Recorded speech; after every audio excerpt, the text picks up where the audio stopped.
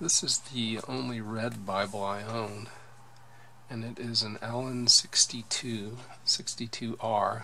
That's the Sovereign, and it's in red Meriva Calfskin, as it says here. Leather lined. They don't say what kind of leather it is. The Meriva Calfskin, as you can see, is quite smooth. It doesn't have the grain, say, of the 43 here in goatskin. It's a much rougher tactile experience there. It has art gilt edges and 3 navy blue ribbon markers and white head and tail bands. It's a very beautiful Bible. I never owned a red Bible before. I received this one as a present last summer. To give you a sense for the size, we'll show it with the 43. The 43 brown here. So it's thicker. This is not the 43C, which is the most recent one, which I think has a cyclopedic concordance in it. It's an older 43. But it's a bit thicker, a bit taller. This is the Schuyler Canterbury. There's a separate review of the Schuyler Canterbury here available on my YouTube channel, and many other people have done it as well. It's also a leather-bound Bible. It has perimeter stitching, which you may be able to see there. So, book dimensions. We'll start with the dimensions. It is 10 1/4 inches tall, 7 1/8 inches wide. The thickness is 1 7/8 inches. This is a standard King James Version layout. You have 2 columns of text. Each column here is 55 millimeters wide, and I count about 37 characters per line. The way I do that is I find 5 or so lines that seem very closely packed, and I average the number of characters on them. From the top to the bottom of the page, there are 55 lines of text. You'll get fewer than that in columns like this, where there's a chapter heading in it, or where the book starts halfway on the page. Page dimensions are 9.2 inches tall, 6.46 inches wide. In terms of metric measurements, that's 234 millimeters tall and 164 wide. Margins at the top. I'm measuring from the top of the top line to the edge. That's 20 to 21 millimeters. At the bottom, it's about 21, and I measure here from a descender like this G unhanged from the descender to the bottom of the page. So 21 millimeters at the bottom. The inner margin, which looks really narrow here, can be as much as 12 at the outer edges of the volume. And the outside margin is advertised as an inch, and it is in fact 25 millimeters, which is approximately an inch. The font here in the text is about 10.5. It's a little larger than 10.5 points when I compare it to a Times New Roman. I'll move my card, which has the word then on it, up against a then in the text, and it's a little bit larger than 10.5 and a bit smaller than 11, and that's both for the capitals and the lowercase. Line height, I think you can see that the lines in the Allan are fairly close together. Fortunately, the lines are short, so that it's not a really difficult problem for your eye to thread the needle through the line all the way across the page. Only it has to do it for a short distance. But still, they are a bit too close, and the line height is 3.49 millimeters. That's 9.9 points. So you can tell from the font size compared to Times New Roman 10.5 and the line height 9.9 that it is a bit tight there. Verse numbers are here in the text in the normal position for a King James Version verse by verse Bible right there at the beginning of the verse. Verse numbers are in this black text here, so it's not one of the modern ones with fancy red verse numbers. It is not line matched, but it doesn't really need to be. Let's see if we can see that here. I think in the blank space there you should be able to see a line coming, and it's not quite lined up with the line on the opposite page. One thing that's peculiar to the Allan is that supplied words are not in italics as they normally are in a King James Bible. So words that the translators have supplied to make better sense, better flow in English are not in italics at all here. We have center column references. There are supposedly 100,000 center column references, and those are there in about a 6-point font as compared to Times New Roman. You also have different kinds of references that we'll talk about a bit later. You have, in the center column, you also have a date estimate. You have occasionally translation notes. So here they're telling you that the Greek word, which is translated here as hell, is actually Greek word Hades. You have other notes as well that we'll look at a bit in a moment. And one of the neat things about the references here are that they show citations. So when the New Testament, say, quotes from the Old Testament, as it does frequently early in Matthew, they'll tell you where the citation is from. And other Bibles don't frequently do that, but the quotations here, they tell you where they're cited from, and often they will even note that it's from the Septuagint, although they don't do that, I think, in a consistent fashion. Paper is very nice. This is paper with a sheet thickness of about 45 microns, and using my standard methods I estimated the paper weight to be 41 GSM. The actual paper weight is 38, so it must be not quite as dense as some of the other papers that I've used to come up with my standard. I'm off by less than 10% though. I like the fact that the surface here is very flat. I'm not talking about geometrically, I mean in terms of reflective properties. So it's a matte finish, and you really just don't get much glare off it at all. That's very nice. Canterbury has sort of a semi-gloss finish to it. The Church Bible Publishers, Turquoise, is very shiny. But this is wonderful paper. It's not quite white, it's a little off-white. You might call it a baby powder. There is some show-through, a little ghosting, but not very much. There is some moderate print non-uniformity. We'll take a look at that. If I show you pages 1006 and 1004 together, 1004 is just a little bit darker, noticeably so. Both are readable, but not quite as uniform as it could be. Talking about page layout a little bit here. Zoom in a little bit so we can do that a little bit more easily. You have the book title at the upper outside edge, and then you have the chapter reference here to show you what's on that page. Here in this case, that's showing you that chapter 27 begins there. On the left-hand page, it's telling you that chapter 26 continued. Had 27 started on the left-hand page, that number would have been 27 there as well. Page numbers are at the bottom outside of a page. So here's an example. We're on page 1007 there. Headings. We have headings at the top of the page. So here's Peter denying Christ. Here's Christ's agony and prayer in the garden. So that gives you a bit of a hint to remind you of what's happening in that general portion of the book. The headings, like this one we're looking at here, are a bit larger than the text size. I measure that to be about Well, they're actually very close. It's about 10.5 points as well. Just looks to the eye a little bit larger.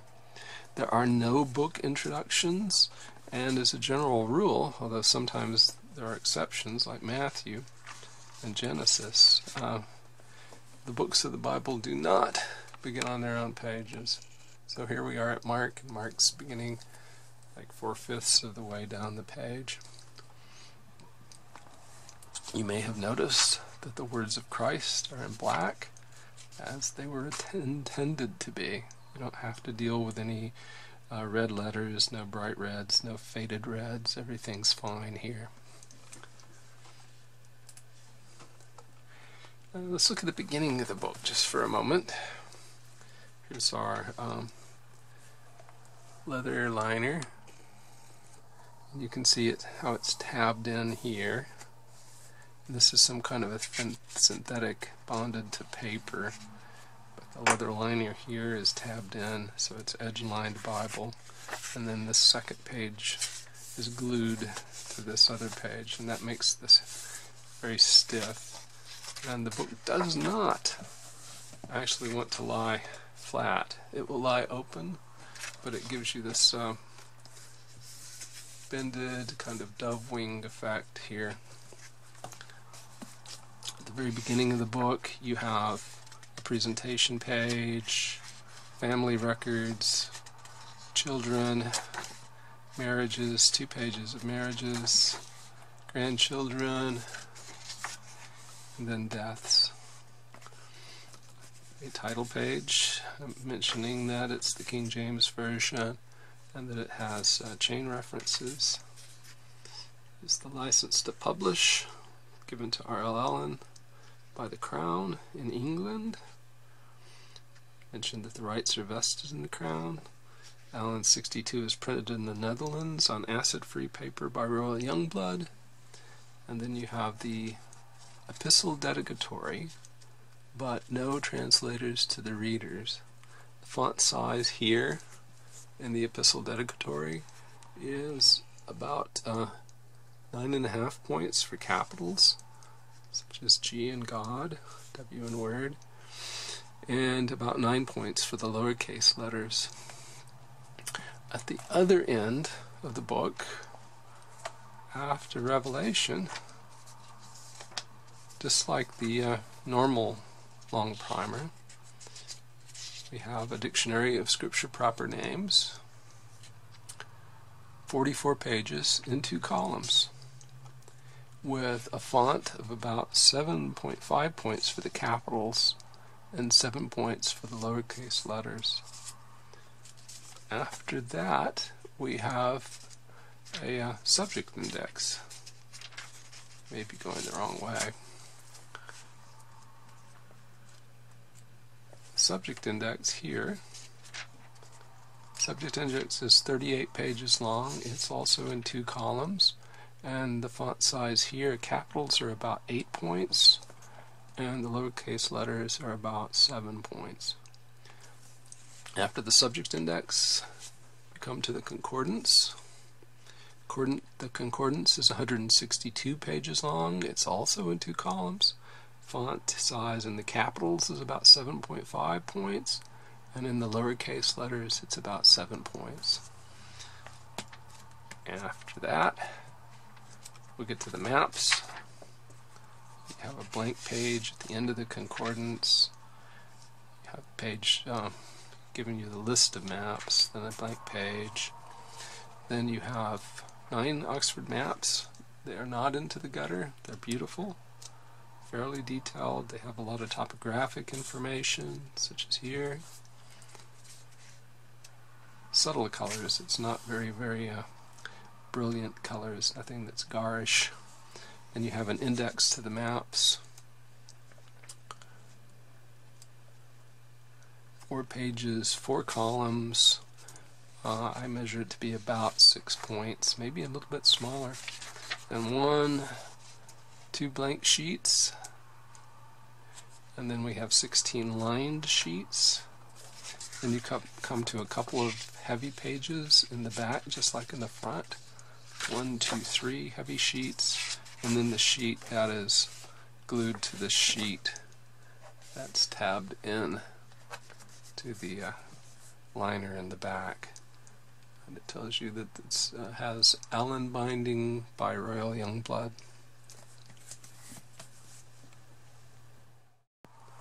This is the only Allan sovereign that's available just at this moment. We're recording in November of 2018. The goatskin will probably become available at some time, but right now the only choice really for the sovereign is the Meriva Calfskin. So what do you lose? Well, I actually like the calfskin better, the calfskin on this 62, than the goatskin here on my 43. The calfskin, they're both very, very nice. The goatskin is not, to my senses, is not quite as thick as the calfskin here. The calfskin is softer, it's smoother. If you really like the feel of the grain, if you like that roughness against your hands, you would prefer to go with the goatskin, I'm sure, but I actually like the calfskin better. So to my mind, the only real downside is calfskin obviously is going to be softer, so you have to be more careful with it to avoid damage. But it's a very nice cover, and I like it quite a lot. One thing you will notice if you get the red is a slight sulfurous smell to it. I don't know if that has something to do with the red dye, but it's almost like the smell of a burned match. At this point in the video, I'd like to do some font comparisons. So I have the 62 up on a stand, and we'll look at it compared to, first, the Church Bible Publishers Turquoise,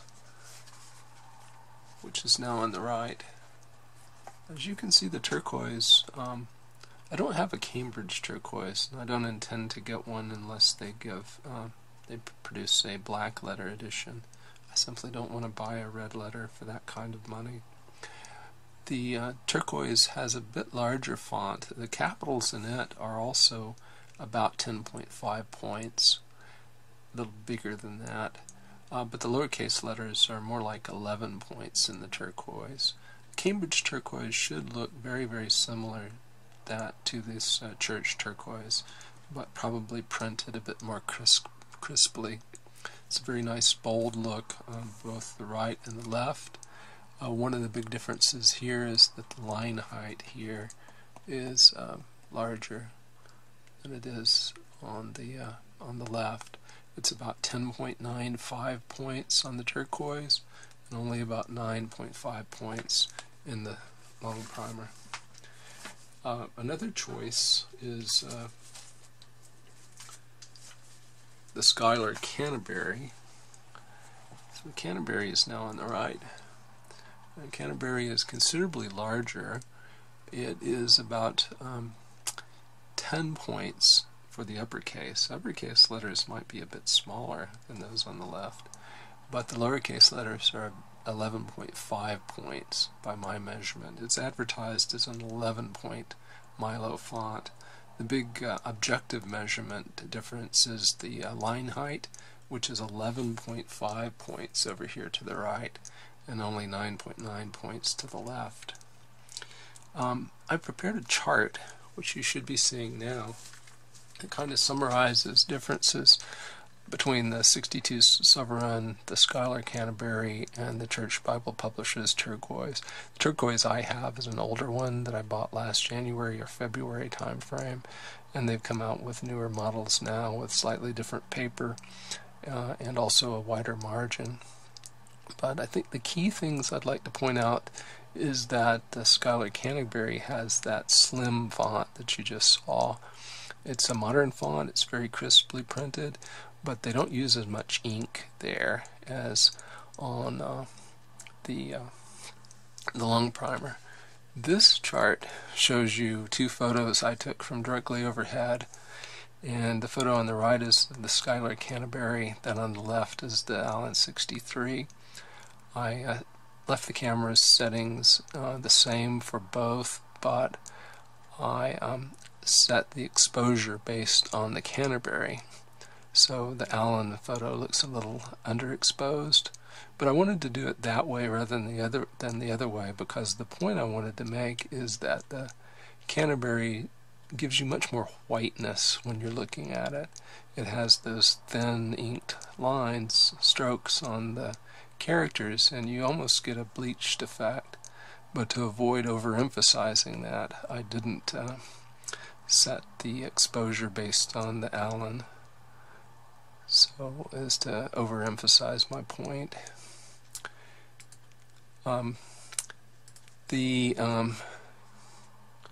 So the font is one difference. The line height definitely is in favor of the Canterbury.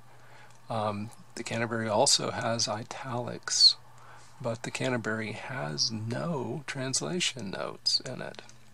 In addition, the Canterbury's references are at the bottom of the page, which I find to be quite awkward. Both the Allan Sovereign and the Church Bible Publishers Turquoise placed their references in the center column, and they're both in page order. And by page order, I mean that as you move down that center column, the points of reference move down the page as well. They might be to the left, they might be to the right, but they're ordered as they appear on the page. Whereas in column order, the center column references for the left-hand column appear first towards the top of the column, and then as you get towards the bottom of the column, the references start applying to the right-hand column. I greatly prefer page order to column order, and both the Turquoise and the Sovereign are in page order. The paperweight is 38 GSM here and only 36 for the Schuyler Canterbury. The Canterbury's paper also has a light gloss to it, which combined with those thin strokes on the paper causes me trouble. A lot of people love the Schuyler Canterbury, and it's a very well produced Bible. But for me, I prefer the Sovereign and I prefer the Turquoise to the Canterbury. Now, next, we've shown the comparisons, but I just want to show a couple of photographs that I've taken with them side by side. So here you should see the Allan Longprimer 62 to the left and the Schuyler Canterbury to the right. You notice the red verse numerals on the Schuyler Canterbury. You notice the thinner, more professional looking modern font on the Schuyler Canterbury, but I think you can see how you get much more brightness from the Canterbury than you do from the Longprimer. I like the bolder characters on the Longprimer.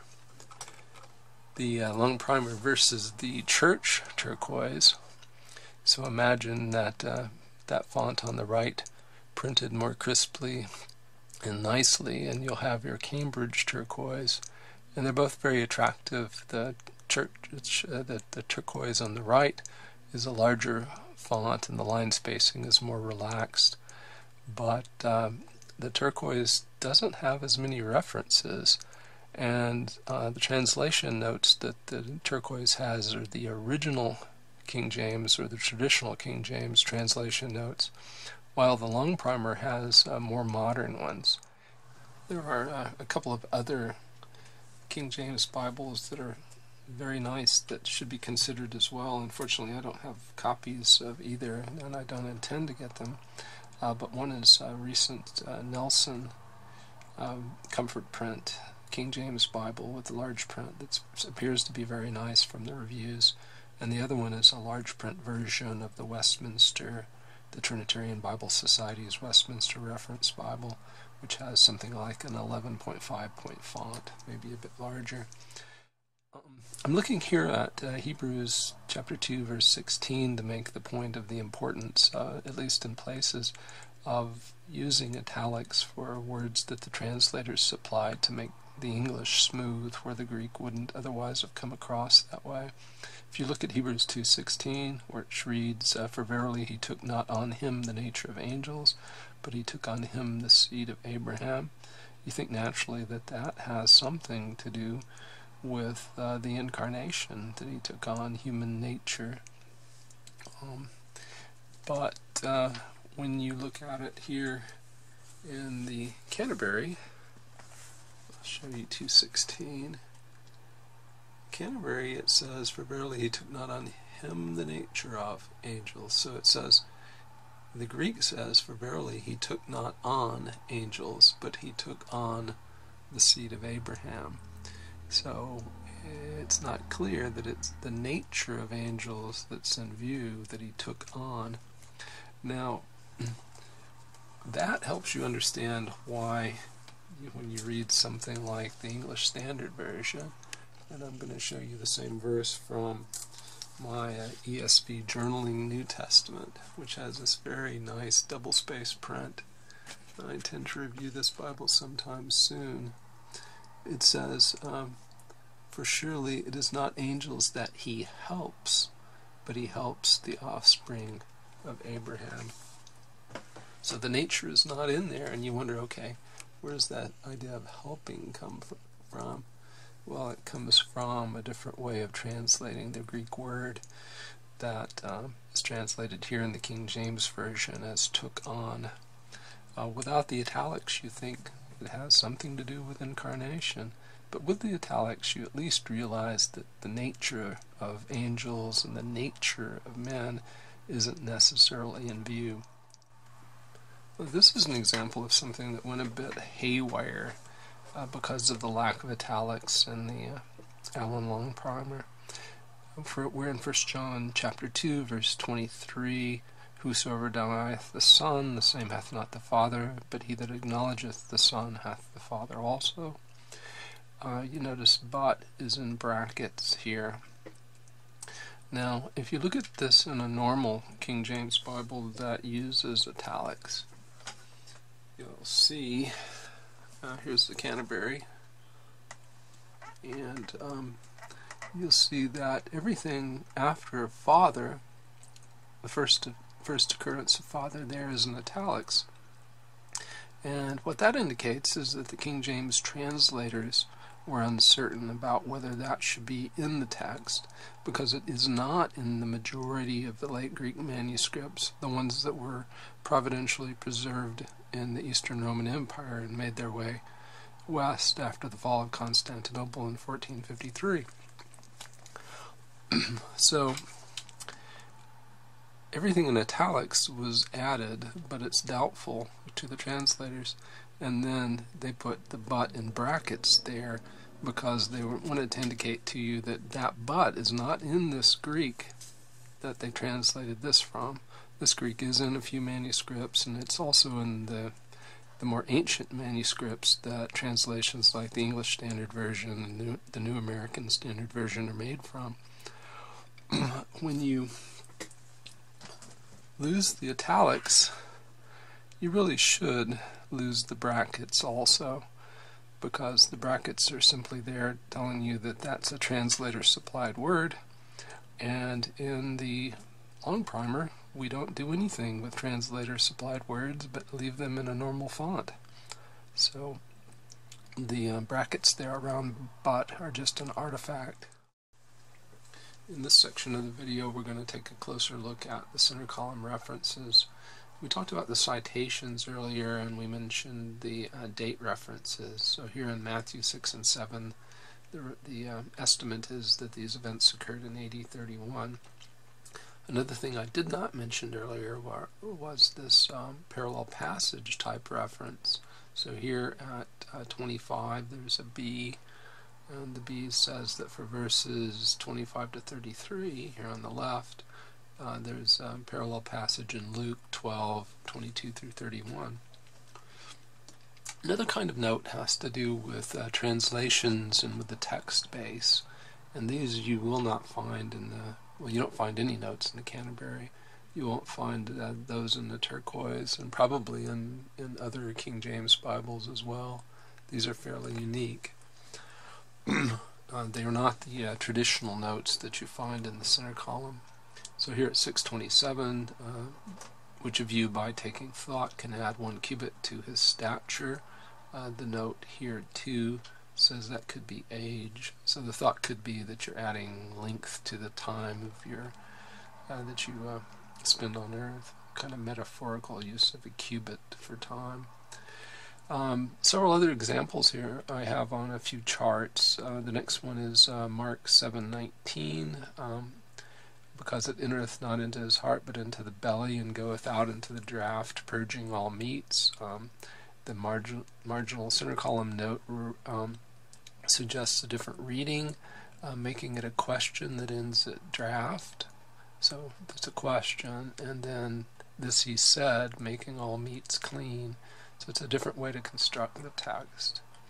Mark 9:49, another example. For everyone shall be salted with fire, and every sacrifice shall be salted with salt. They say the best manuscripts omit that last portion, and every sacrifice shall be salted with salt. I object to the use of best manuscripts, because in what sense are they best? They have the best handwriting, they're preserved on the best vellum.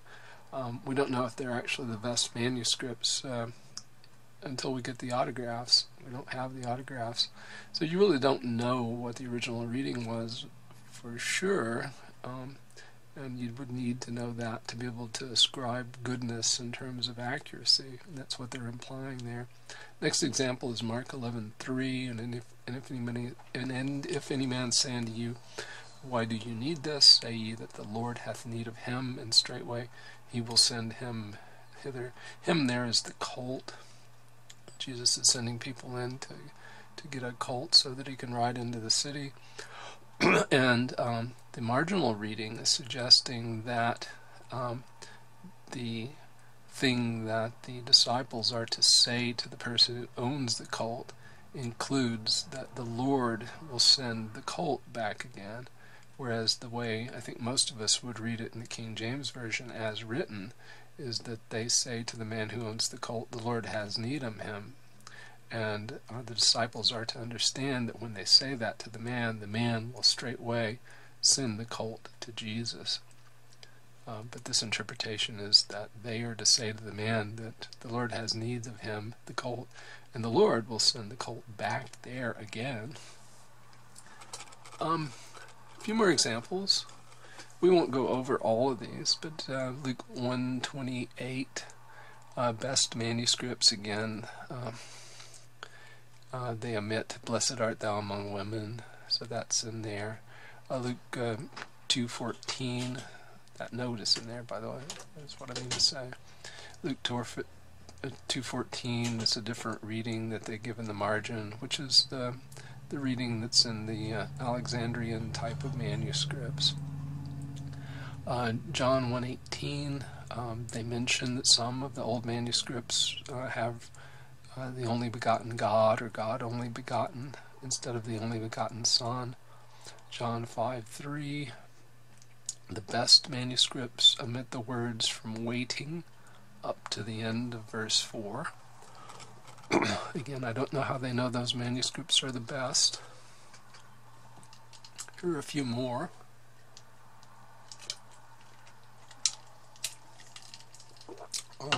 John 6:69, John 7:53.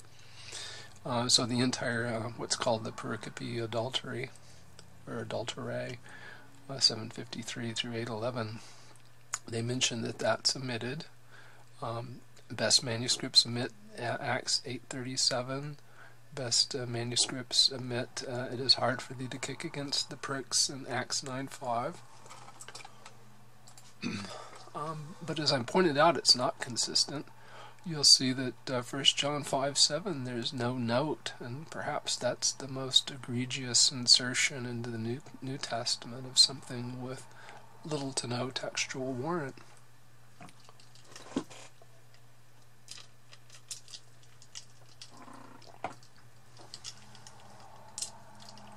In Revelation 1:5, many manuscripts read loosed. Revelation 22:14, rather than they that do his commandments, it's they that wash his robes. We're almost at the summary. I want to show a couple of other photographs I took.